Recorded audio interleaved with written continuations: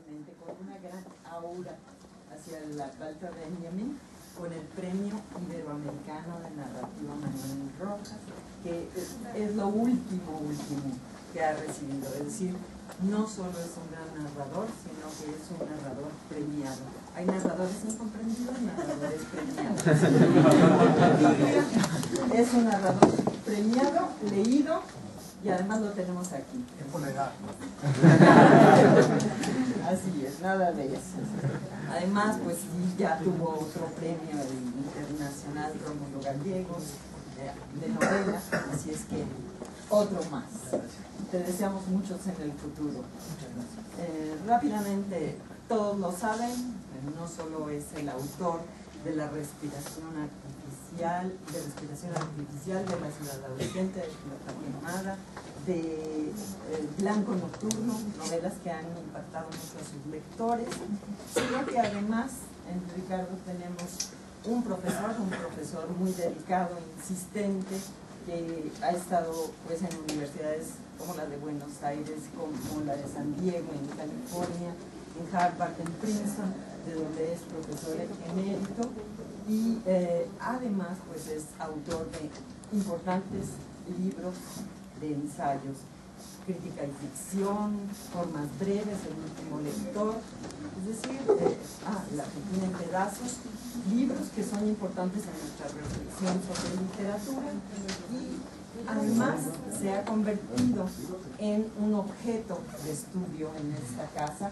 Tenemos una tesis muy importante de nuestros estudiantes, Jorge Fornet escribió esta magnífica tesis sobre tu obra, de manera que nos da un gran gusto volverte a recibir y escucharte esta mañana disertar sobre las tres vanguardias.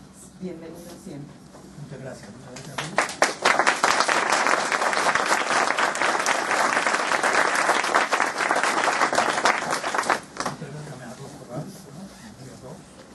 Siempre que vengo a México, vengo a tanto que vengo a México. Creo que siempre que vengo a México, vengo aquí.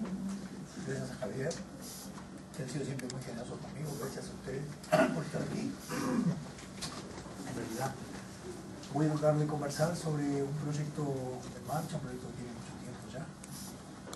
Posiblemente publique un libro el año próximo. Se llama Tres Vanguardias. Y trata de reflexionar sobre ciertas poéticas de la novela, ¿cierto? De escritores que siempre he sentido muy cercanos, que son Saer, Puig y Walsh, escritores que ocupan posiciones en el espacio diferentes, con los cuales se mantienen intercambios a lo largo desde el comienzo mismo. Nos hemos leído un montón de manuscritos y textos publicados, hemos intervenido en las ediciones de uno y del otro, y hemos mantenido conversaciones a lo largo de muchísimos años, y por lo tanto es también una manera de hablar de mí mismo. Siempre tengo la precaución de hablar de otro para hablar de mí, pero son escritores que admiro, muy distintos entre sí, con poéticas muy, no diría antagónicas, pero muy diferenciadas. Entonces la idea de Tres Vanguardias es, vemos ahí, me parece a mí, tres posiciones en torno a la novela. Como sabemos, la vanguardia y la novela se han llevado siempre, bien. También la vanguardia ha sido la vanguardia histórica, ¿no?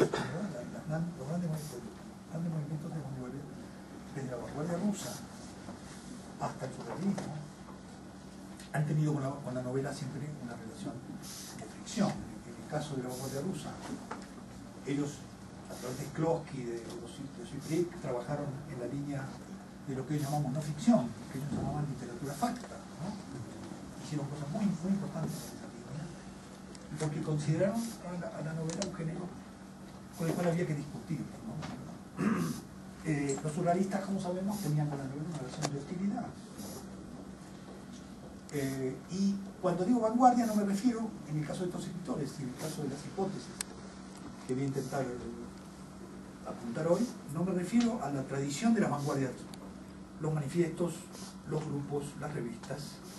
Me refiero a la noción de vanguardia como una posición, digamos, que voy a tratar hoy de acercarme a en qué sentido entiendo la vanguardia también como una posición y no solo como un momento histórico, que es muy importante estudiar y que acá se han hecho estudios en el Colegio de México buenísimos sobre la revista, los manifiestos, los distintos momentos, las distintas nominaciones de las vanguardias.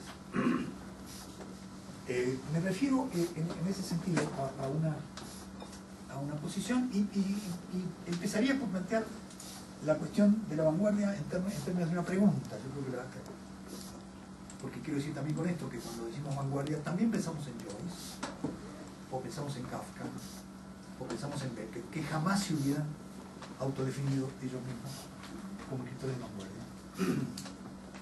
Ninguno de ellos, ni Saer tampoco, ni Walsh, ni Puig se autodefinían como escritores. Mantenían con la vanguardia conversaciones múltiples, pero una cosa es la autodefinición de la vanguardia y otra cosa es el modo en que uno detecta en el espacio de la literatura posiciones a las cuales llama de vanguardia. Me parece que una pregunta que podríamos plantear, el qué será supone que ese objeto no está claro. Parece la pregunta de un niño, ¿no? Es decir, distanciarse del sentido común de lo que es la literatura. ¿Qué será la literatura? Es una pregunta sobre en qué consiste, cómo que funciona, ¿no? Y el qué será la literatura también supone una pregunta sobre el futuro. ¿No es cierto? Que es una pregunta que está siempre presente y siempre tiene sus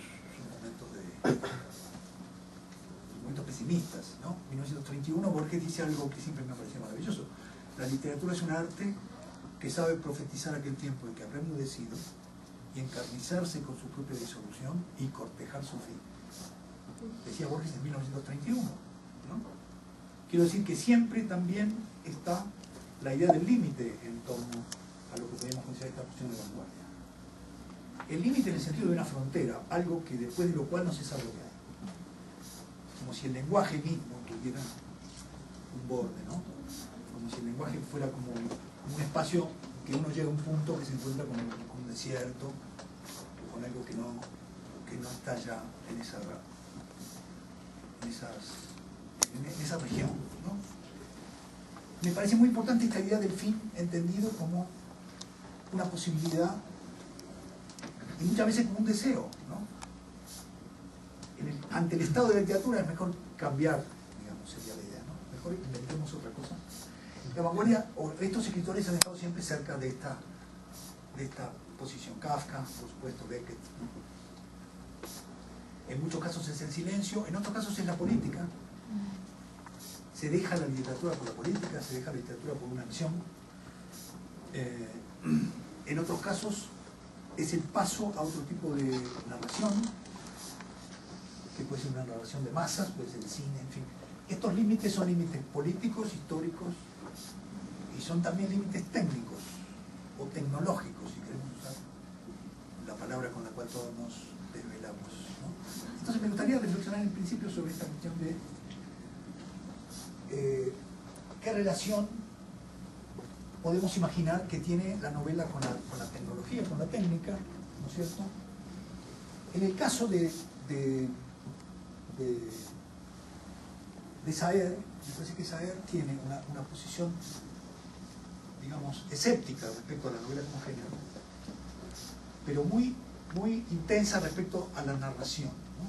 Toma la distinción de Benjamin, la distinción de Walter Benjamin, que dice siempre habrá narración, pero no siempre habrá novela, ¿no? Que es una observación muy inteligente. La narración es el río del que estamos, es un río que tiene una duración inimaginable, digamos, y siempre habrá narración, siempre estaremos contando historias mientras estemos en el lenguaje y mientras estemos actuando, ¿no? Pero la novela puede ser un momento de ese río, ¿no? ¿Verdad? Puede ser un trayecto, luego del cual. Esa es, creo, la posición Saer, en el sentido que él mismo decía que lo que escribía eran novelas, pero no se sabía bien. Más bien era como un corpus vivo, que los textos se iban modificando mutuamente, y por lo tanto tenía con la novela una relación de no aceptación en el sentido más estricto. En el caso de Puig, me parece que Puig estuvo siempre presente la relación entre ese género tan institucionalizado como la novela y los géneros populares, ¿no es cierto? Hay una frase en la primera novela de Puig, está diciendo Rita Hebru, que me gusta mucho, porque Toto, el chico que hace la experiencia, dice, sin modelo no sé dibujar. Y eso es Puig, ¿no? Sin modelo no sé dibujar. Es decir, necesito apoyarme en algún tipo de práctica narrativa sobre la cual pueda yo luego experimentar. Y su trabajo con los géneros está ligado a algo que me parece que es muy importante en la discusión sobre vanguardia y en la distinción entre lo que se llama alta cultura y cultura de masa. Creo que la clave, una de las claves de la distinción, es que la cultura de masa trabaja con fórmulas. Trabaja con fórmulas narrativas, con estructuras narrativas fijas que se repiten luego. Y eso es lo que buscaba Puig. Mientras la alta cultura piensa la narración como un acto de originalidad, y es lo que le interesaba saber. Es decir, la literatura, el arte, construyen objetos que no existían antes, objetos que tocan algo que hace a la misma expresividad de la experiencia, ¿sí? Y alrededor de esta cuestión de la originalidad pura, o de la originalidad o de la búsqueda se pueden encontrar por momentos situaciones con las cuales discutimos. Y del otro lado están los escritores que hacen de los géneros un instrumento de los géneros populares, porque en la medida que son géneros, en la medida en que trabajan sobre fórmulas narrativas, son populares. Digamos, no importa qué cantidad, por ejemplo, la ópera. La ópera, que aparece como el ejemplo mismo de la alta cultura, es evidentemente cultura popular pura, ¿no? Es pura repetición. La gente va a ver lo mismo, y la variación de eso que hay ahí, y la fórmula de resolución. Gramsci decía muy bien, Antonio Gramsci decía, no hay novela popular en Italia porque está la ópera, ¿no? Nosotros no tenemos, decía él, novelistas populares como los franceses, como son Luis Ferreiro o de Garzué, porque la novela popular es la ópera. Ahora, uno ve la ópera como la alta cultura, pero no quiere decir que lo sea desde el punto de vista de la estructura. Como sabemos, por momentos los músicos que hacen ópera hoy luchan mucho contra esa idea de que la ópera tiene una forma y que esa forma no se puede emplear y que lo que se va a buscar es eso, ¿no? Luego Walsh tiene con la novela una relación de hostilidad casi, ¿no es cierto? Una relación de amor-odio, digamos. Es un escritor que solamente ya sabe muere muy joven, pero que busca en la no ficción un modo de expandir la novela, vamos a decir. Y ya vamos a lo que él llama no ficción, que es el narrador va al lugar, casi como un antropólogo. Va al lugar donde está la acción, va al lugar donde están los personajes, hace una experiencia de reconstrucción verdadera de lo que circula ahí, y sobre esa base escribe los textos que le parece que tienen, como lo decía con toda claridad, tienen la misma legitimidad artística o pueden permitir la misma calidad artística que las novelas de pura creación o las novelas de pura ficción. De modo que estos escritores podríamos entenderlos como escritores que tienen en relación con la novela son, para decirlo paradójicamente, son en un sentido grandes novelistas. Si entendemos Operación Masacre como un gran texto que responde a cierto tipo de técnicas que pertenecen a la tradición de la novela, o si pensamos en las grandes novelas experimentales de Puig, ¿no? Porque Puig, por un lado, trabajaba con las fórmulas, y por otro lado es un gran novelista experimental que cambiaba en cada novela la forma de escritura, y a veces cambiaba en cada capítulo la forma de escritura, ¿no? Siempre me acuerdo que una vez Puig me dijo, yo miré el Ulises y me di cuenta que cada capítulo estaba escrito de un modo distinto, y eso me cansó. Es así como era un escritor, ¿no? No es así como hay que leer, pero es así como era un escritor. Se dio cuenta que era posible escribir una novela con técnicas distintas, y que se podía escribir una novela donde las técnicas no surgieran solo de la literatura. Porque en el Ulises lo importante es que de pronto Joyce empieza a trabajar con el formato de la confesión, empieza a trabajar con el formato del catecismo, empieza a usar en la literatura formas que son sociales, ¿no? En el caso de Saer, quizás sea el narrador más importante que ha producido la literatura, no le quiero poner un adjetivo, vamos a decir la literatura argentina, ya que estamos hablando de eso, un narrador extraordinario, que siempre ha controlado esa pulsión, y que siempre ha controlado esa capacidad extraordinaria que tiene de producir material narrativo. Entonces, lo que me gustaría plantear la cuestión en términos de esas tres posiciones, digamos así, me gustaría avanzar un poco en lo que podríamos llamar una pequeña reflexión sobre la técnica y la novela, ¿no? En principio lo que tendríamos que decir es que mientras las otras artes, vamos a llamarlas así, la música o las llamadas artes gráficas, ya no sé ahora cómo se llaman, artes plásticas, han estado siempre muy cerca de las transformaciones técnicas que hacían posible expansiones y nuevas maneras de la creación. Hay una observación inteligentísima de Levi-Strauss, ¿no? Que él dice sobre las pinturas rupestres y sobre las formas de creatividad de los pueblos prehispánicos o de las tribus que él estudiaba con sus mitos, que tienen el mismo coeficiente artístico que cualquier gran artista contemporáneo, pero que la técnica no los ayuda a avanzar. Es decir, que no tienen una técnica para construir la acuarela, o que no tienen una capacidad para poder trabajar con un tipo particular de material en el lienzo, y que se tienen que manejar con los límites, no de la creatividad que tienen, sino con los límites de las posibilidades técnicas que le da el momento de desarrollo de la cultura, que no les permite usar la fotografía, por decirlo de la manera más rápida para entenderlo, ¿no? Mientras que la pintura ha seguido de una manera muy puntual o ha estado atenta, para decirlo mejor, a ciertas posibilidades que da la pintura al óleo, el tipo de utilización del material mismo, o el efecto absolutamente transformador que produjo la fotografía, o posteriormente el modo en que Duchamp, para ponerlo a él como principal pensador de estas cuestiones, empezó a ver la posibilidad de una expresión de imágenes que no estuvieran ligadas a la percepción misma, ¿no? Sino que fueran mentales, y ahí estamos ya en el mundo del arte contemporáneo, el arte conceptual, las performances, las instalaciones. Han estado siempre muy ligadas a las posibilidades, los artistas siempre han estado muy ligados a las posibilidades que le estaban dando las técnicas. Lo mismo pasa con la música, ¿no?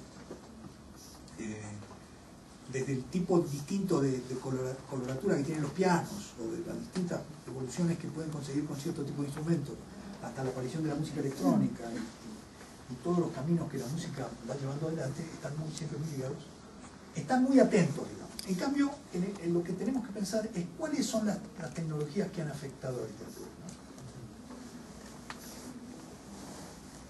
Por ejemplo, Saer siempre ha escrito a mano, y luego él mismo o alguien copiaba, ¿no es cierto? Y muchos de nosotros todavía seguimos escribiendo a mano, por lo tanto, el hecho de escribir a mano es algo que podemos usar un punzón, o podemos usar una pluma de ganso, o podemos usar, ¿qué les puedo decir? Una Mont Blanc, podemos usar una virome de 2 centavos, pero siempre vamos a estar haciendo esos signos, y por lo tanto no hay mucha diferencia en el modo en que podemos expresar determinado tipo de cuestiones. Por ese lado no parece ir. La aparición de la máquina de escribir produjo una leve variación, digamos, ¿no?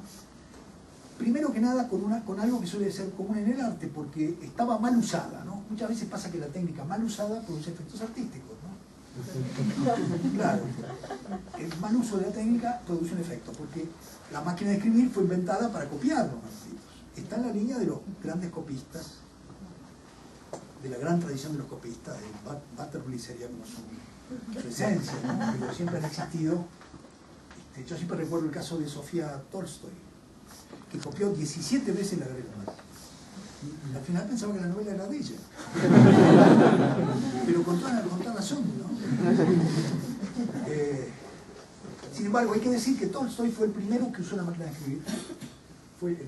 La máquina de escribir ha sido inventada, digamos, se puso en circulación comercial en 1885, y ya en 1886 Tolstoy había escrito La muerte de Iván Ilich con la máquina, que es un texto que no dependía de la máquina, ¿no es cierto? Imaginamos, pero que es un texto muy extraordinario.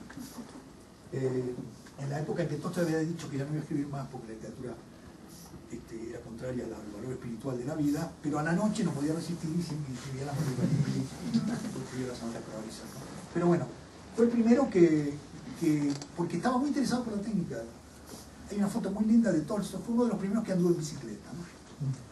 Hay una foto que la pueden encontrar seguramente en la web, de él con ese aire que tenía de profeta, ¿no? Las barbas y la túnica, subía a una bicicleta y hacía fotografiar, además, ¿no? Porque también estaba muy interesado en fotografía.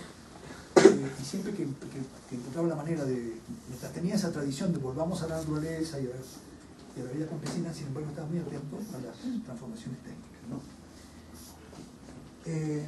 En Henry Miller, ¿no? En el novelista norteamericano Henry Miller, hay muchos capítulos de su autobiografía sobre el sonido de la máquina de escribir como una música que enardece a París, dice, ¿no? Él siempre exagera. Pero dice, todos mis vecinos sabían que yo estaba escribiendo porque el ruido que hacía, la velocidad de mi máquina, la idea de que la máquina podía producir una escritura que se acercaba a la escritura de los surrealistas, ¿no? Y la escritura automática podía ser generada con mayor precisión utilizando la máquina de escribir. Y el sonido de la máquina de escribir casi como una música, o sea, ya la idea de que el artista estaba haciendo con ese medio un tipo de práctica que le permitía ir más rápido, le permitía, según esa hipótesis un poco ingenua, generar una escritura que no estuviera controlada, porque la máquina le daba una velocidad que entonces le permitía no pensar mientras se escribía. Quizá el caso más conocido es el de Kerouac, de Jack Kerouac. Cuando escribió On the Road, también ayudado por la anfetamina, vamos a decir. Tenía rush de escritura, que duraba toda la noche. Y los que recuerden todavía las viejas máquinas mecánicas que usábamos, bueno, había que cambiar el rollo cada página, ¿no?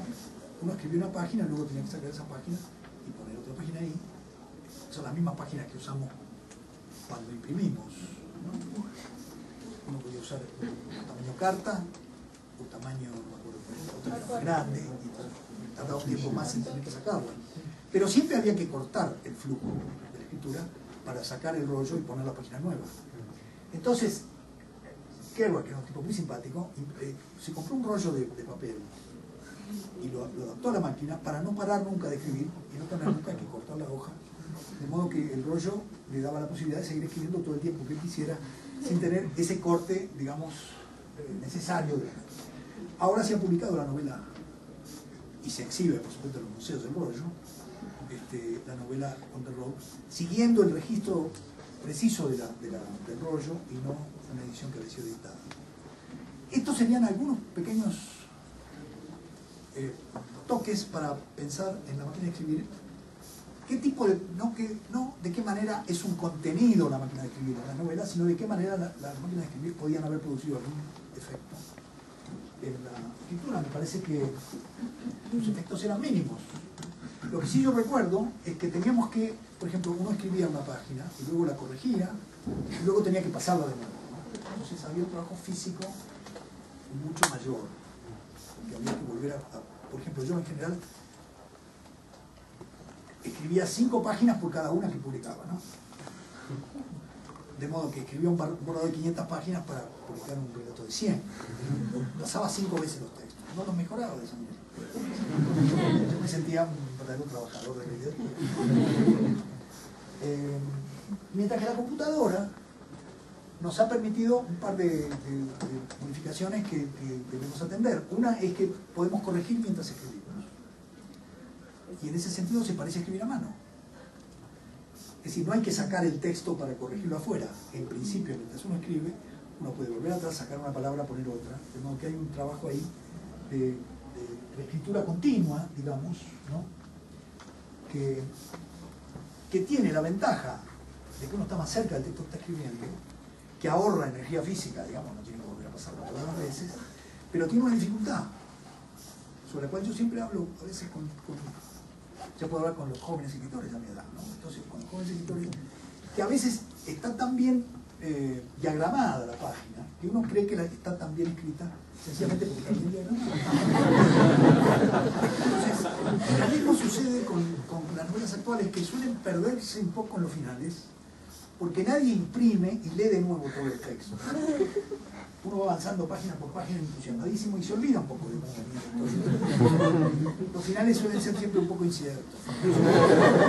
Yo recomiendo que no lean todo en la pantalla, porque la pantalla te da una idea de perfección y de sentido más claro. Yo me acuerdo, cuando yo trabajaba en las editoriales, nosotros leíamos un libro escrito a máquina, con todas las líneas que no estaban ordenadas, como en una página ya impresa, y teníamos que poner un 25% de valor más, que si la novela nos parecía más o menos buena, quería decir que era muy buena, por cómo el hecho de que era una versión que teníamos que leer un poco a los saltos.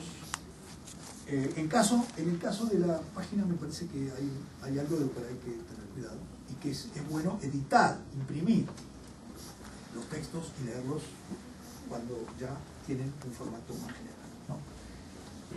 La otra cuestión que desde luego genera la computadora es la cuestión de pegar y copiar. Está poniendo en cuestión una vieja tradición de la literatura y una vieja forma de establecer un contexto en la literatura, que es la posibilidad del plagio, ¿no? De la cita y el plagio, digamos, que serían las barreras legales, ¿no? La cita es: yo tomo una frase de otro, la copio y digo de quién es. El plagio, tomo una frase de otro y no digo de quién es. Pero el trabajo narrativo es el mismo, ¿no? El trabajo, digamos, de escritura es el mismo. Tomamos un texto. Entonces me parece que hay un movimiento, como sabemos que el lenguaje no tiene propiedad privada, que en el lenguaje no hay propiedad privada, y que la literatura, por tanto, es una apropiación privada del lenguaje, para decirlo con una terminología, digamos, si quieren decirlo así, marxista, digamos. Pensamos en la propiedad privada como una cuestión. Los escritores tendemos a veces a marcar las palabras para ver si son nuestras, ¿no? Es muy difícil usar la palabra conjeturo, ¿no? Porque es Borges eso.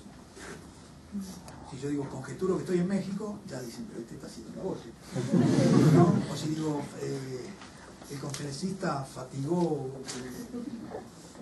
el micrófono, van a saber que en realidad estoy hablando de cierta manera que tenía Borges de marcar. Como todos los escritores aspiramos a marcar el lenguaje con ciertas palabras que puedan después imaginarse que son de él, ¿no? Entonces me parece que estamos en un momento incierto ahora, y hay una gran discusión sobre esta cuestión. La discusión no es solo que los textos se puedan subir gratis o que se pueda copiar con mucha facilidad y disimular un poco el uso, porque antes había que copiar las citas, ¿no? Por lo menos eso hay que hacerlo. Que uno puede mover con mucha facilidad textos de distintos lugares y borrar las huellas, sino también el otro problema es si se suben los textos al internet, si no podrán ser intervenidos por los lectores, que es una cuestión que a priori tendríamos que descartar, ¿no? No me gusta el final de Cazador Oculto de Salinger, entonces lo cambio.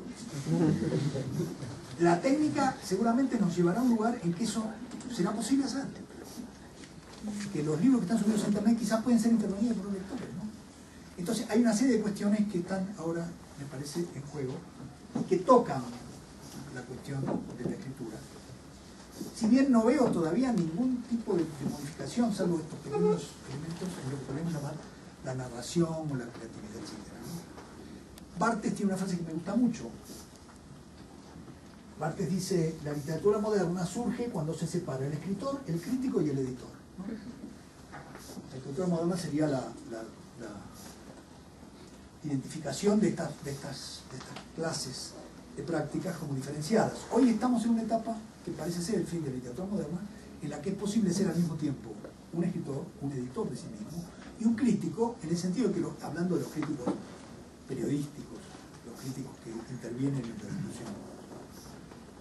Porque hoy cualquiera puede, quiero decir, hoy se leen cada vez menos los suplementos literarios, están en crisis.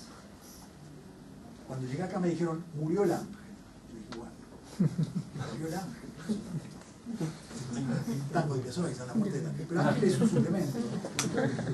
Parece que el ángel ha terminado, según me dijeron.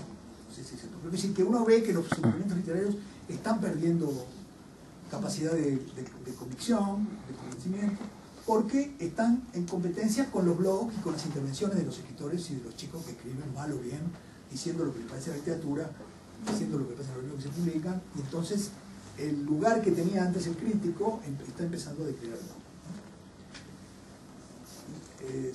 ¿Qué decisión tomamos sobre esto? Si decimos que está mejor o no, cada uno tendrá su idea, pero algo de esto me parece que está ligado a esta cuestión a la que se refería Barthes, ¿no? En ese sentido, juntamente con rastrear el modo en que se colocan frente a la novela estos escritores, estos tres escritores, o si quieren, cómo se colocan frente a la narración y también frente a la relación entre la novela y las narraciones sociales, como la cultura de masas, digamos. De qué manera acá Saer toma una actitud de ruptura con todo lo que pueden ser esos lenguajes estereotipados y postula un cierto trabajo con la lengua como un modo de resistencia a la simplificación y al estereotipo que circularía como narración social, mientras que Puig se hace cargo de esos lenguajes y los elabora narrativamente. Puede ser la telenovela, puede ser la radionovela, puede ser el cine de Hollywood, ¿no es cierto? Mientras que Walsh interviene ahí.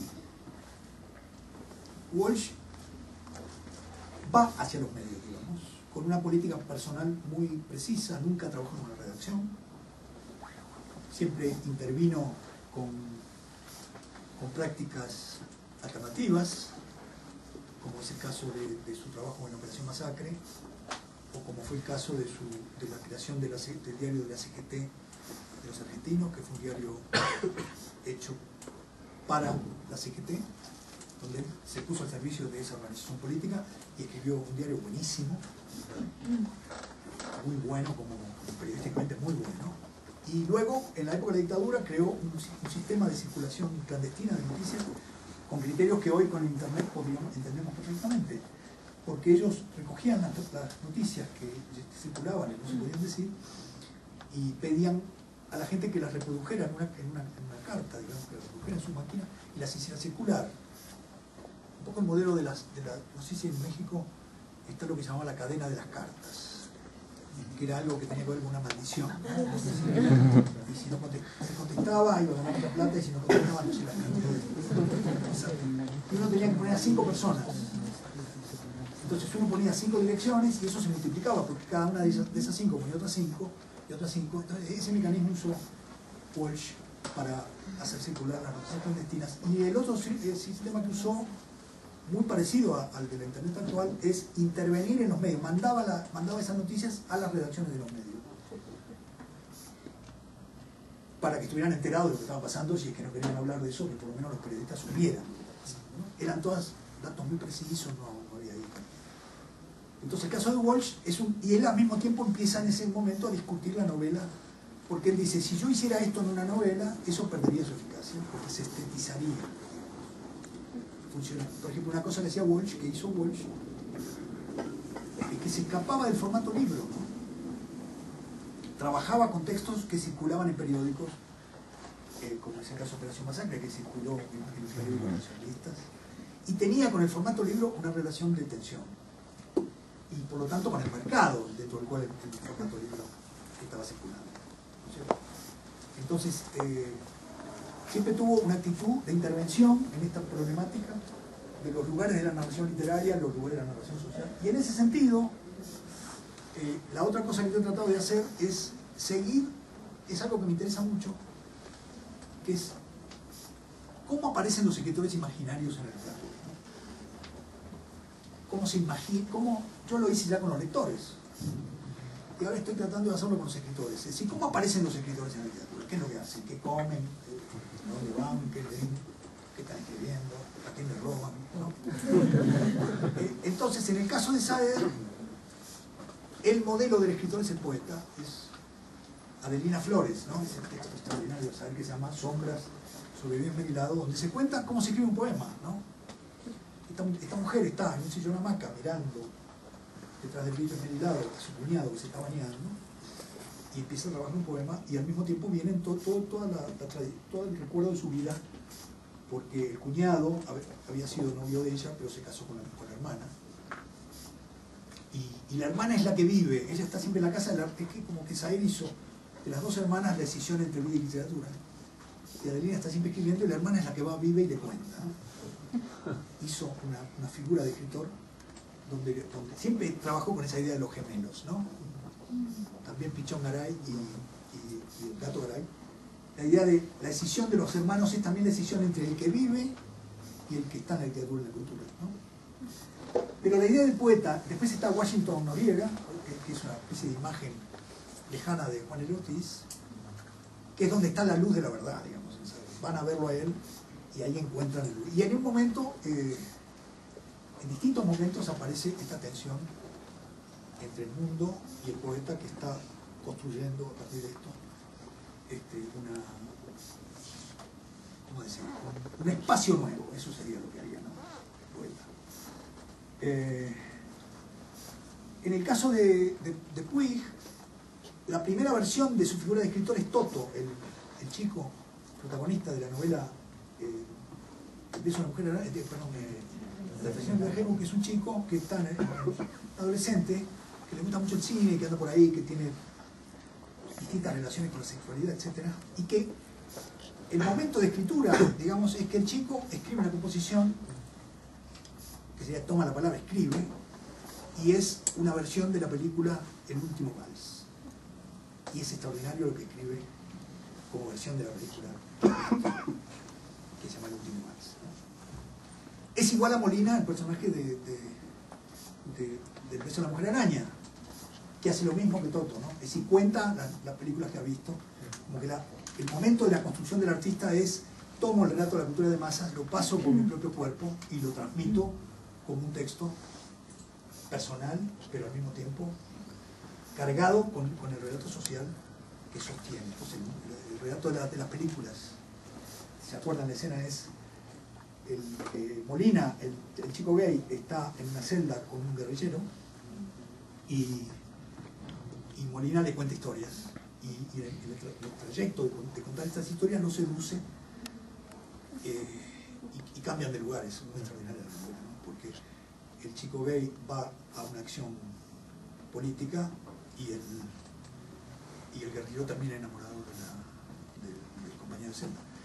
Y eso lo logra con los relatos de las películas. De modo que no se trata de crear un espacio nuevo, una luz nueva.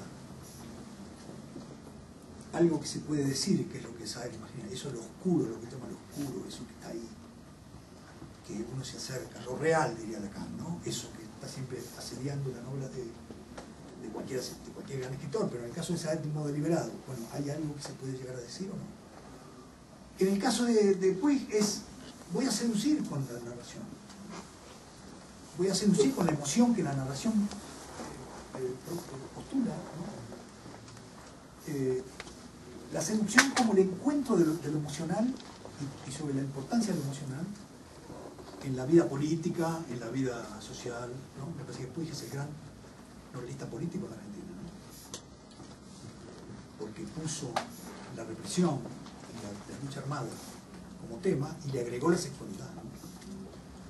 Hizo ver que la política está también cruzada por las pasiones y por los deseos, y que si escindimos ese mundo vamos mal, ¿no? Y si escindimos ese mundo de las alternativas políticas y al mismo tiempo pensamos que es un mundo de robots, un mundo de personas que solamente tienen ideas claras, estamos perdidos.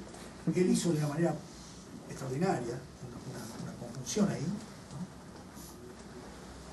Y lo extraordinario es que sea siempre con el relato del relato que viene del cine o que viene del radioteatro, ¿no? Reelaborando ese material, ¿no? En el caso de Walsh, me parece que la figura es el narrador del cuento de esa mujer, que es ese periodista que tiene una entrevista con un hombre de los servicios de inteligencia que sabe dónde está el cadáver de Perón.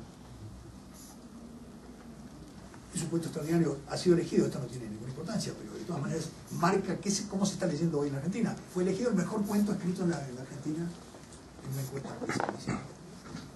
Eso no tiene ninguna importancia, pero quiere decir que se puso por encima de Borges ese cuento, ¿no? Porque tiene una energía también muy particular y sobre todo me gusta mucho el modo en que él narra a ese periodista, porque es un periodista que lo que está buscando es ganar el Pulitzer.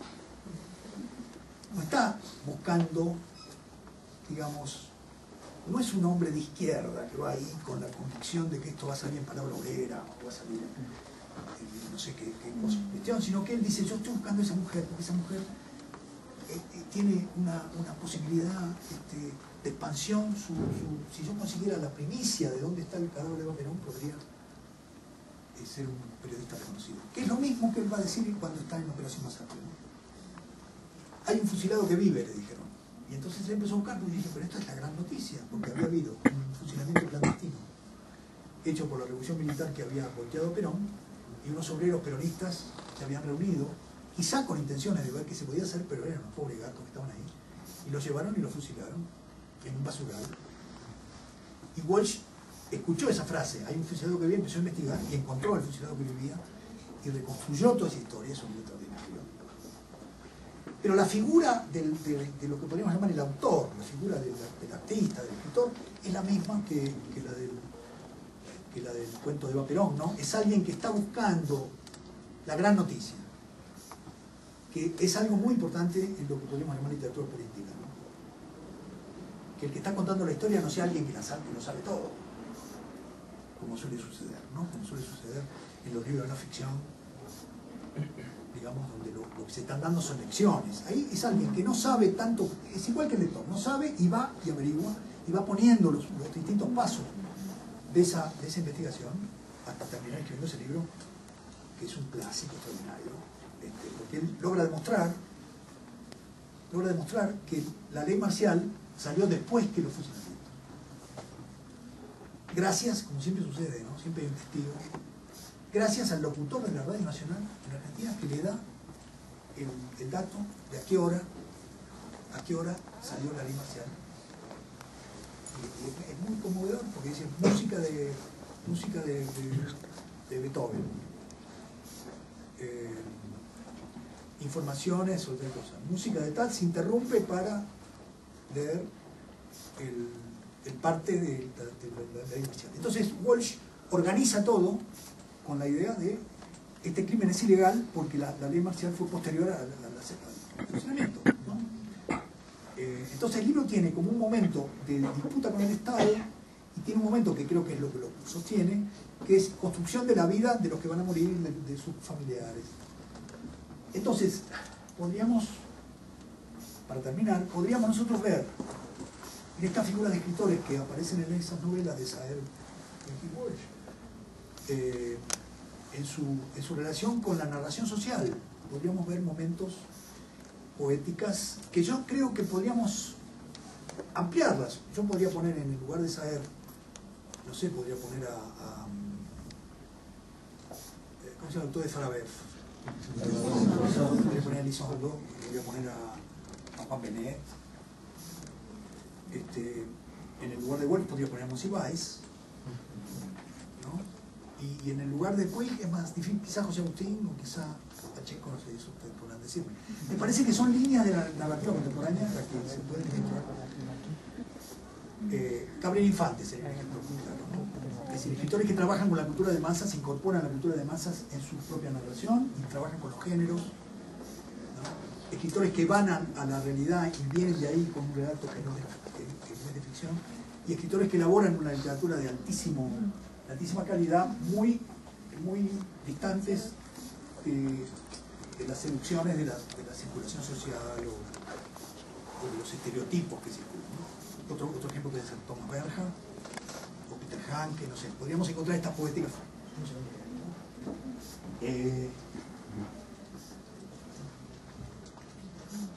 Tomo 5 minutos más para recordar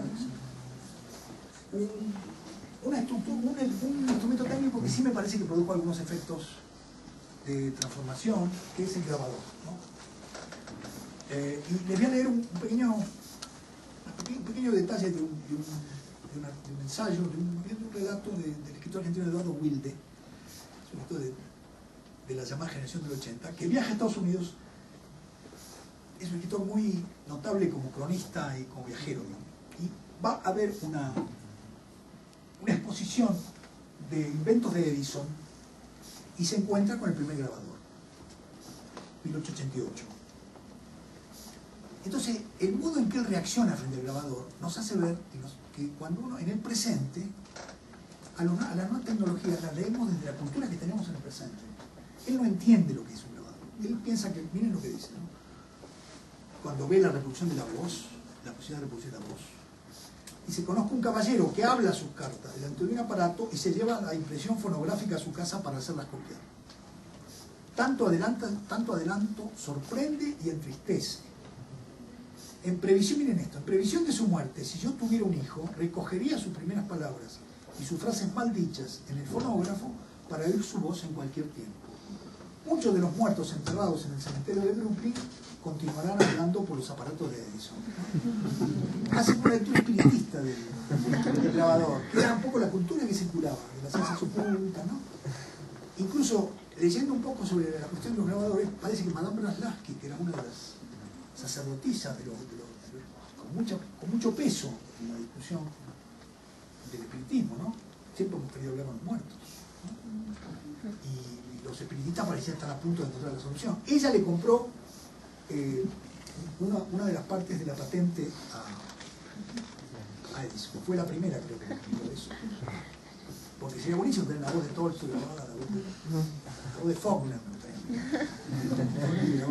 Pero quiero decir, la cultura de su momento le hacía ver ese aparato como un aparato que estaba ligado con la persistencia de la voz de alguien que había muerto, cuestiones que nos hacen ver y desconfiar de la reacción que tenemos nosotros frente a las nuevas tecnologías, ¿no? Porque las vemos con nuestro encuadre cultural, con el modo en que nosotros estamos pensando la cultura, incorporamos algo que de pronto por ahí tienen otros usos. El grabador empieza a tener su difusión en 1950 más o menos, ¿no? Y ahí aparecen Los hijos de Sánchez, la obra del antropólogo norteamericano Harry Lewis, que usa el grabador para hacer la historia de vida grabada de una familia mexicana que, como saben, produce una serie de conflictos acá en México, y en el Fondo de Cultura, en fin, una serie de líos. Pero lo importante es que nosotros, los jóvenes escritores que estábamos en ese momento, vimos ahí que estaba pasando algo, porque después hizo un libro muy extraordinario que se llama La vida, que es la grabación de la experiencia de las prostitutas puertorriqueñas en Nueva York, y hace con eso una narración coral. Entonces el grabador produce dos efectos que yo creo que sí inciden en la escritura. Una es la posibilidad de transcribir la voz y terminar con esa tensión entre oralidad y escritura, por la cual era el sujeto letrado el que reproducía, bueno, Rulfo, ¿no? Ojalá todos los sujetos letrados que escribían ese tipo de textos. Pero hubo siempre una tentación de ver si, o José Hernández, o Pacheco, había una gran tradición de ver si se podía renovar la lengua literaria a partir de tener el oído para captar lo que era la boca. El grabador empezó a producir una relación de un realismo que podríamos llamar un realismo lingüístico, basado en el hecho de ir y grabar a la persona y tomar la sintaxis y el léxico que esa persona está usando, trasladándolo a los textos. Y la segunda cuestión que el grabador provocó es el nuevo periodismo. Yo creo que el nuevo periodismo y la no ficción dependen del grabador. En el sentido que se puede ir con un grabador a donde uno quiera y sacar de ahí un libro grabando las historias de vida y las historias del otro, como se suele decir, de aquel que nunca tenía posibilidad de ser incorporado, ¿no? Está Memoria de un cimarrón de Barnett, ¿no? Que es la historia de un esclavo fugitivo que tenía 100 años cuando lo graba, ¿no? Está el libro de Rigoberta Menchú, que bueno, que también es de Elizabeth Burgos, porque el problema es de quién es la vida. Ahí hay un problema también con la propiedad, ¿no? Yo voy y grabo la vida de otro y hago un libro con eso. Puig usó el grabador en su literatura. Empezó a grabar, por ejemplo, en Puig Angelical, que sucede acá en México. Grabó la vida del exiliado argentino, que es un hombre con experiencia política. Graba esa vida y la contrapone a la muchacha que se está muriendo de cáncer, porque él no quería inventar, eso era un narrador realista en el sentido más clásico, no quería inventar lo que no conocía, y entonces grababa la vida de un político exiliado argentino y es el que sostiene la tensión política del libro. En El beso de la mujer araña, él graba la vida de un guerrillero, habla con un guerrillero que él escribe la novela antes de la gran represión, ¿no? Toma ese material, él no imagina cómo piensa un guerrillero, sino que va y lo graba, y sobre esa base reescribe y le contrapone otra vez un narrador frágil, siempre es igual, ¿no? Un narrador verdadero contra un narrador frágil, la mujer que se muere de cáncer, el chico gay que está presionado porque la policía lo obliga a tomar datos del que está con él. Maldición Eterna, que también es un viejo, un viejo personaje de Beckett, que está muy arruinado, que tiene que ser paseado en la silla de ruedas por Nueva York, contrata a un sociólogo sin trabajo, pero pues le grabó la vida al sociólogo, ¿no? Y entonces la contraposición entre la voz del viejo, que es la de Puig, que siempre se pone bien, siempre escrito bien desde esos lugares frágiles, la contrapone, ¿no? Y por fin el libro Sangre de amor correspondido es un libro que él escribe a partir de la grabación que hace con un muchacho de Brasil, ¿no? Con el que hace un contrato y le graba la vida y trabaja sobre esa grabación y sobre eso escribe la novela. La grabación, la novela es toda la vida contada por él en la grabación que le hace a Puig, ¿no? Y luego tuvo un conflicto, el chico le hizo un juicio, en fin. Y claro, cuando vio que la novela tenía éxito, empezó el lío. Pero quiero decir, ahí tenemos un pequeño indicio de algo que podríamos llamar, cada uno tomará después la posición sobre si le parece bien o no eso, ¿no? Pero un indicio de algo que podríamos entender como un cambio en la producción. Quizá, yo diría, el único cambio que yo puedo reconocer en la producción literaria a partir de un invento tecnológico, ¿no? Porque seguimos escribiendo a mano, ¿no? Bueno, hay momentos muy extraordinarios, por ejemplo, Mumford, ¿no? El historiador de las civilizaciones, tiene una frase que me encantó, dice a ver si tengo la frase acá, que la producción de gafas, de anteojos, se expandió luego de la invención de la imprenta, y que eso mejoró la cultura porque la gente tenía más tiempo de vida para leer. Me encantó eso, es un objeto, un invento tecnológico, que por un lado se expande, porque la gente quiere leer y a veces no tiene bien los ojos, se ponen las gafas. Pero él lo ve del otro lado, dice, no, las gafas permitieron que mucha gente pudiera seguir leyendo, a diferencia de la edad en la que leía, cuando de pronto las letras ya... Entonces, él ve en la invención de los anteojos un avance en torno a la cantidad de tiempo que podemos dedicar a la lectura, ¿no? Sería otro ejemplo de intervención de la temática, ¿no? Bueno, esto era más o menos lo que yo pensé que quizá podíamos, si les parece, conversar, si tienen alguna pregunta o alguna cuestión. En Japón, que se destaca justamente por su progreso en todo este tipo de aparatejos y cosas, hace como 5 años empiezan a aparecer novelas que son escritas en el celular. La gente, como se desplaza por tren o por el metro, normalmente no por automóvil, porque los medios de transporte público son muy buenos, ahí se dedican a escribir esto. Hay una muy famosa escrita por alguien en el subterráneo, la manda a un foro donde participa mucha gente y ahí la van transformando de acuerdo a cómo quieren que vaya evolucionando, digamos, la especie del protagonista, que es un otaku, además uno de estos personajes, los jóvenes aquí saben de qué se trata, que un otaku son estos jóvenes que tienen su contacto nada más con los medios de comunicación y que son muy tímidos frente a las personas reales. Entonces pero son sensibles, no son malos.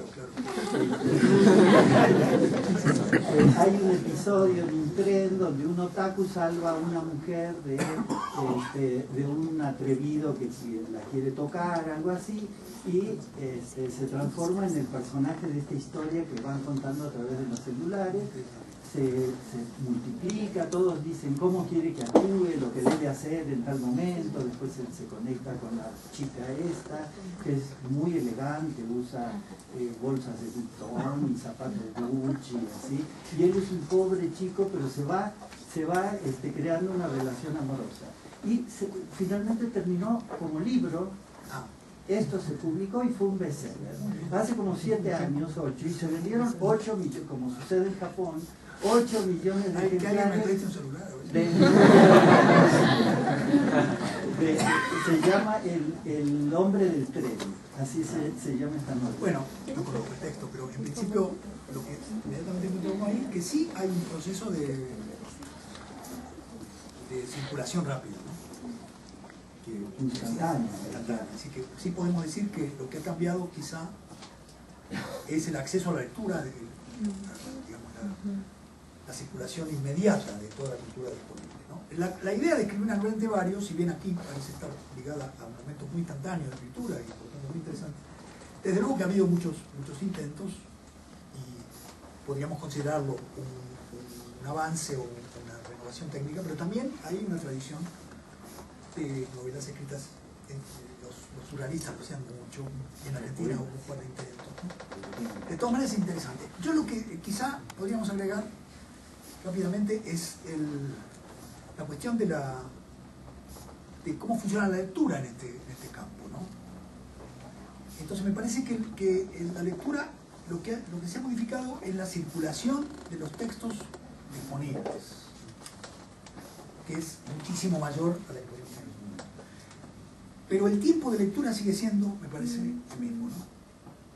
Quiero decir con esto que si uno dice una imagen vale más que 1000 palabras, lo que está diciendo es que una imagen se descifra inmediatamente y un texto de 1000 palabras uno tarda un tiempo en leerlo, ¿no? Hay que descifrar un signo, empezó. Y yo digo un poco en broma que leemos a la misma velocidad que en los tiempos de Aristóteles. Entonces ya hemos avanzado mucho. Aparte de las posibilidades individuales que cada uno puede saltarse páginas. Pero quiero decir que siempre será una actividad en la que tendremos, es tan natural para nosotros ya, pero tenemos que tomar esos signos que están ahí y transformarlos en sentido. Y eso tiene una temporalidad particular. Y si nos salteamos una palabra, quizás no tenemos ningún debate. No han podido inventar un chip. Yo creo que si pudieran inventar un chip que nos acelerara. Yo me acuerdo en Argentina en una época había una especie de chiste idiota que era la lectura veloz. Esto de lectura veloz. Ya estaban previendo. Que sencillamente te enseñaban, según me dicen, a leer en diagonal. Entonces, existe la lectura, lo que Macedonio Fernández llamaba el lector salteado. Pero por más que salteemos, siempre que caemos ahí, tenemos que leer con el tiempo. Porque me parece que hay una relación entre el tiempo y el lenguaje, que no se puede alterar, ¿no? El tiempo es el espacio en el que el lenguaje, mejor dicho, sí, el tiempo se manifiesta en el lenguaje, básicamente. Y ahí aprendemos su funcionamiento, porque establecemos la distinción entre el pasado, el presente y el futuro a partir de conjugar los verbos, ¿no? Y empezamos a imaginar que eso existe como tal. Y el lenguaje tiene un tiempo propio. Yo creo que los poetas son los que consiguen darle a esa posibilidad su mayor densidad. Un poeta dice con muy pocas palabras una cantidad de sentidos que parece que en el tiempo en que lo leemos no puede ser que todo eso se haya producido, ¿no?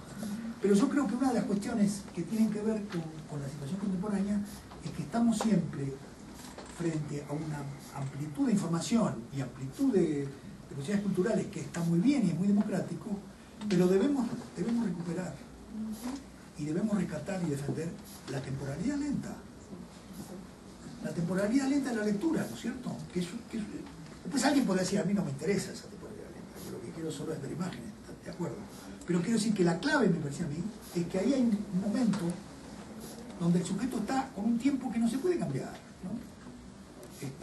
Hay una cosa que dice Sol Bellow, el novelista norteamericano, que me gusta mucho. Dice, la lectura es como la oración. Dice, me gusta mucho eso. Es una pausa, es un momento de...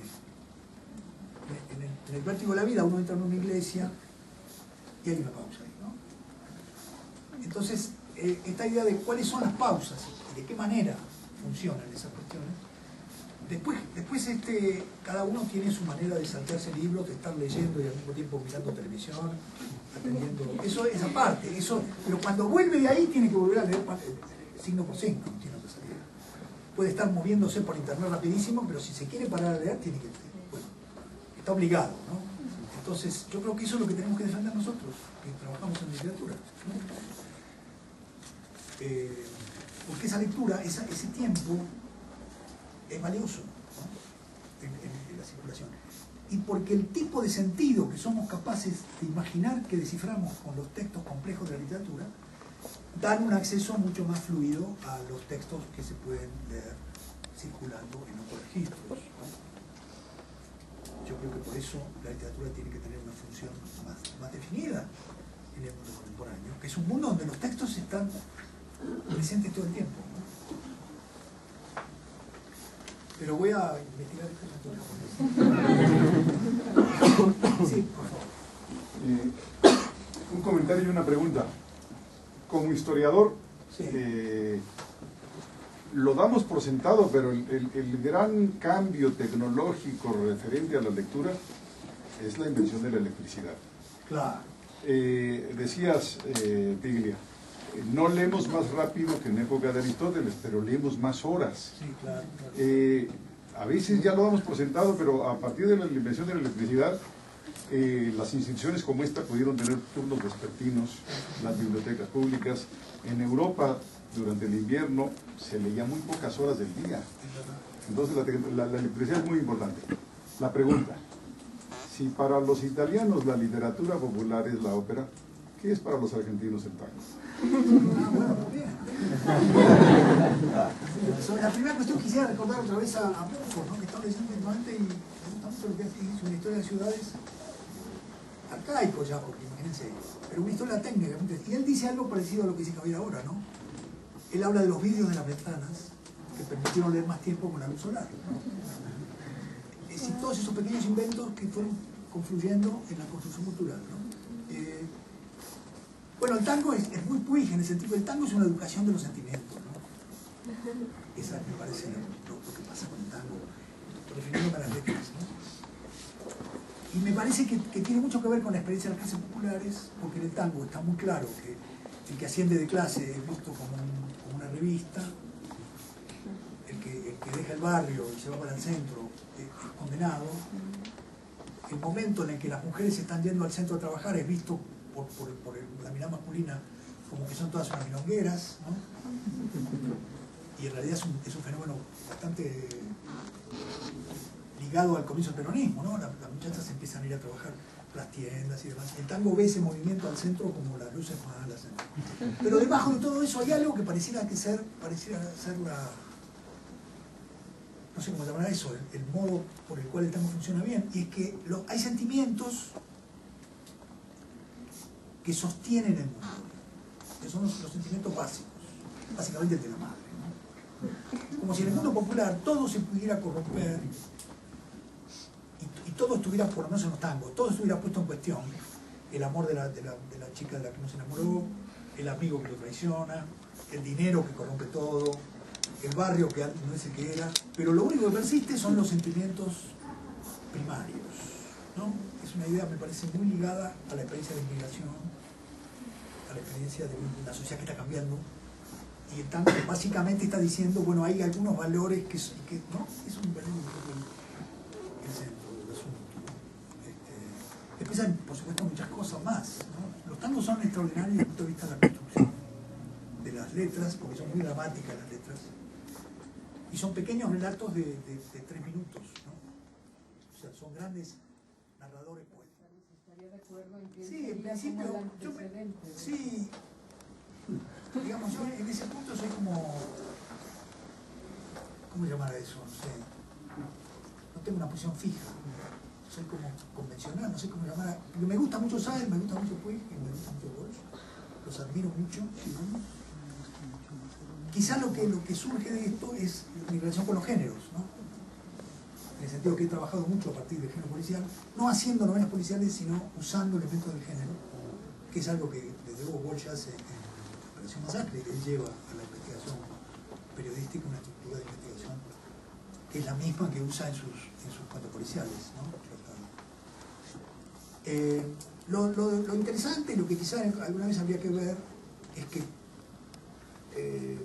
Walsh escribe un libro de cuentos policiales, Saer escribe una novela policial y Puig escribe una novela policial, ¿no? Habría que comparar eso. ¿Cómo tratan el género los tres, ¿no? Sí. ¿Cómo lo tratas tú? En la Eso no sé. Hay un giro en el trato del policial en la última novela. Es probable, ¿no? Yo no, la verdad que no quiero fingir. Bueno, pero... No quiero decir, no es deliberada la cuestión de que yo diga ahora voy a tomar esta parte del género, esta vez. Sino que en la novela surgen elementos que evidentemente me vienen de un interés muy particular por el género, ¿no? Me interesa mucho el género, me interesa mucho la presencia del género en la cultura contemporánea. Me interesan mucho los modos en que el género está actuando en cierta renovación de la novela, ¿no? Sí. Comenzaste la charla hablando de qué será la literatura. Ajá. ¿Qué será la lectura crítica para ti a partir de este ensayo que está en El último lector? ¿Cómo está hecho el Ulises? A mí me parece que esta en la poética tú te planteas leer los textos desde una praxis que son los problemas de la construcción, y que la academia se plantea leer los textos desde los problemas de la interpretación. Aduces que leer desde los problemas de la interpretación a veces multiplica los sentidos, y que leer desde la lectura, desde los problemas de la construcción, controla y no nos lleva a la semiosis infinita. Me parece que es un síntoma de la crisis del método de lectura. Bueno, pero ¿qué será para la lectura crítica a partir de esta poética? Siempre que uno escribe algo, escribe siempre un poco polémico, ¿no? Un poco más polémico a veces de lo que el hecho mismo merece, pero para generar una suerte de discusión. Yo creo que hay un problema con la lectura de los textos en la crítica académica, ¿no? Que cada vez se dejan más de lado los textos y cada vez más se investigan cuestiones ligadas a los textos, pero menos digamos, específicas en relación con los textos, ¿no? Digamos, uno puede hacer una tesis sobre Rulfo investigando los ferrocarriles de México. Y puede hacer muy buenas conexiones entre la cuestión de los ferrocarriles mexicanos y la novela de Rulfo. Y se están haciendo esas cosas, ¿no? Que están muy bien hacerlas. Pero me parece que se está perdiendo la cuestión de cuál sería el lugar dentro del cual cierto sentido está funcionando. Entonces, ¿de qué manera funciona el sentido? Sería para mí la pregunta, ¿no? Si funciona igual en todos los textos, cualquiera sea la calidad que tienen. Si funciona igual en los textos de cualquier tradición, es decir, esa me parece que es una de las preguntas que nos tendríamos que hacer, ¿no? Por otro lado, me parece que la idea de la crisis de la literatura, me parece que es una crisis de la crítica, ¿no? Me parece que es la crítica la que está más en crisis que la literatura. Sobre todo hablando de mi experiencia en Estados Unidos, donde las modas críticas se renuevan cada generación de estudiantes graduados va al mercado con una técnica nueva. Ese sería el sistema. Si la generación anterior es estructuralista, no se puede conseguir trabajo como estructuralista. Entonces hay que ir con realidad para conseguirlo. Si voy con realidad y no funciona la realidad, tengo que ir entonces con otro. Ese es también el movimiento que explica la circulación también de las críticas, ¿no? En el interior de todo ese movimiento se están produciendo textos críticos que son buenísimos. Eso no quiere decir que no haya grandes textos de crítica que están escribiendo, pero me parece que lo que tendríamos que ponernos a discutir. Se habla mucho del fin de la autonomía. Yo creo que la literatura nunca fue autónoma, ¿no? La que autonomiza es la lectura. Digamos, construir la literatura con un objeto autónomo es un trabajo de la crítica. Los escritores siempre tratamos de ganarnos la vida de alguna manera y nunca pensamos que era autónoma, ¿no? Si autonomía supone que la literatura está en un lugar al que no se puede llegar sino, ¿no? Más bien me parece que es la recepción crítica o la lectura la que constituye la autonomía. Y creo que eso es lo que está en crisis ahora, ¿no? Ya la literatura no se estudia como tal, no digo ya no se estudia. Hay una tendencia que seguramente luego habrá en algún momento se volverá. Ojalá volvamos a la filología, pienso yo, a veces, ¿no? Esas son cuestiones que tendríamos que armar algunos grupos de discusión de estas cosas. Porque me parece que tiene que ver con la posición de los intelectuales hoy, de los escritores, de los críticos, de los profesores, ¿no? Me parece que todo eso gira. Entonces, cuando yo digo construcción, insisto en la construcción, porque bueno, la construcción obliga a una lectura detallada del texto. Yo me acuerdo, si me permiten insistir, me acuerdo que yo daba un seminario sobre las novelas cortas de Onetti en Puan, en la UBA.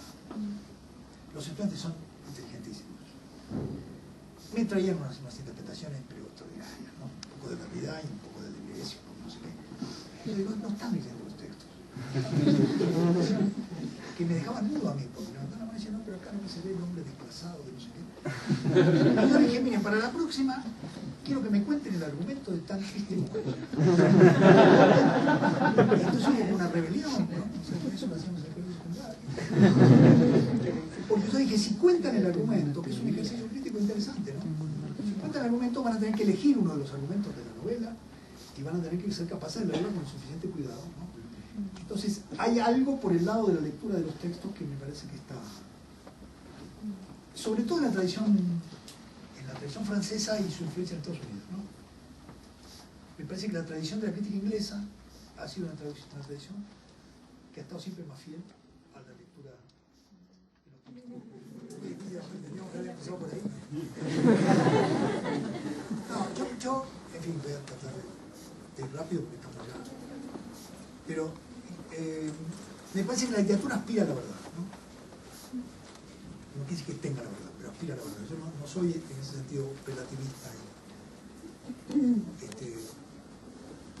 Me parece que la ficción trabaja, la ficción no es ni verdadera ni falsa, por lo tanto nos hace la experiencia de qué quiere decir esa ambivalencia, que en la vida quizá no la vivimos, porque en la vida tenemos que saber, tenemos que tener las certidumbres. Yo me divierto a veces con los amigos que son muy derridarianos, porque le digo, vos tomás un colectivo y sabés a dónde vas. Luego volvés a tu casa y decís que no hay totalidad y que, perfecto, pero tanto vos sabías que el colectivo 60 te llegó a la verdad. En la vida práctica la verdad es algo que necesitamos para manejar, aunque sea una verdad relativa en sí. La literatura investiga esa tensión, me parece. La literatura de ficción investiga esa tensión. Creo que, por ejemplo, el modo en que Saer o Borges o Bolaño se han puesto un poco en la mirada de lo que podríamos entender por literatura latinoamericana, es porque ellos expresan bien esta situación, a diferencia de lo que pasaba con otros buenos narradores latinoamericanos que trabajaban con narradores más despóticos, ¿no? García Márquez, Carlos Fuentes, grandes escritores, pero ellos sabían todo. Que las mujeres volaban, que no sé, estaba todo clarito, ¿no? Eran narradores que imponían un tipo de narración donde el narrador dominaba la situación, y que está muy bien eso, pero me parece que luego fue surgiendo esta tendencia de un narrador más incierto, ¿no? Que se maneja en la realidad con una suerte de oscilación que sería una de las maneras que podríamos nosotros imaginar que la literatura está acercándose a responder esa pregunta en el siglo XXI, ¿no? En el sentido de que Borges, Saer, podríamos nombrar otros más, ¿no? Pacheco o Bolaño, son escritores que están vistos ya como grandes ejemplos de la literatura americana latina, sin que necesariamente la literatura americana latina parezca asociada con una versión un poco, no quiero caracterizarla, pero digamos que estos escritores estén hoy en diálogo con la literatura mundial, me parece un elemento importante. Bueno, muy bien, muchas gracias.